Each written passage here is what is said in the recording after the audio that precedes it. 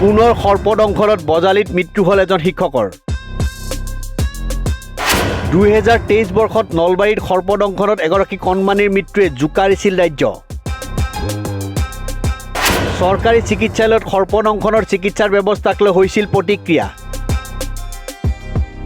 কিন্তু সলনি নহ'ল পূৰ্বৰ পৰিস্থিতি। বজালীৰ পশ্চিম কঁঠালমুৰিত বিষাক্ত ফেটিসাপৰ দংশনত মৃত্যুক খাবতিব লগা হয় ৰজনী দাস নামৰ এজন শিক্ষকে। সন্ধিয়া কুকুৰাৰ গঁৰালৰ পৰা কণী আনিবলৈ যাওঁতে হাতত দংশন কৰে এডাল বিষাক্ত ফেটিসাপে। ঘটনাৰ প্ৰায় 40 মিনিটৰ ভিতৰতে পাঠশালাত থকা শ্বহীদ মদন ৰাউতা অসামৰিক চিকিৎসালয়লৈ লৈ যোৱা হয় ৰজনী দাসক। কিন্তু পৰিয়ালৰ লোকৰ অভিযোগ অনুসৰি মাত্ৰ এটা বেজী দিয়াৰ বাহিৰে 2 ঘণ্টা 20 মিনিটকৈ সময় সকলো ঠিকে থকা বুলি কৈ কোনো চিকিৎসা নকৰিলে চিকিৎসকে।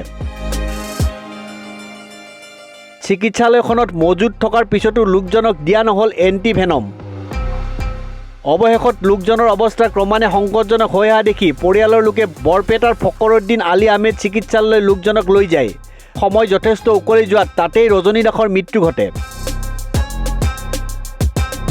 পাঠশালাৰ চিকিৎসালয়ত সঠিক সময়ত উপস্থিত হোৱাৰ পাছতো লোকজনে উপযুক্ত চিকিৎসা নোপোৱাৰ ফলত অকাল মৃত্যু হোৱা বুলি পৰিয়ালৰ লোকে অভিযোগ উত্থাপন কৰে। পূৰ্বে পাঠশালা চৰকাৰী স্বাস্থ্যকেন্দ্ৰত নাছিল এণ্টিভেনমৰ ব্যৱস্থা। বিগত নৱেম্বৰ মাহত স্বাস্থ্যকেন্দ্ৰটোত স্থাপন কৰা হৈছিল সৰ্পদংশন চিকিৎসাৰ বিশেষ কেন্দ্ৰ।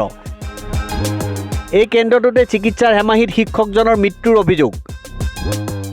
অৱশ্যে এই অভিযোগ নস্যাৎ কৰিছে চিকিৎসালয় কৰ্তৃপক্ষই। এতিয়া প্ৰশ্ন হয়, সকলো সুবিধা থকাৰ পিছতো কিয় লোকজনক সময়মতে উপযুক্ত চিকিৎসা প্ৰদান কৰা নহ'ল? বজালী জিলা উপায়ুক্ত মৃদুল কুমাৰ দাসে তৎকালীনভাৱে ঘটনাৰ দণ্ডাধীশ পৰ্যায়ৰ তদন্ত ঘোষণা কৰিছে। কিন্তু যি নহ'লেও পাঠশালাত পুনৰবাৰ সৰ্পদংশনত শিক্ষকৰ মৃত্যুৰ ঘটনাই চৰকাৰী চিকিৎসা ব্যৱস্থাৰ ফোঁফোলা স্বৰূপ পুনৰ উদঙাই দিছে। News desk report, news 13।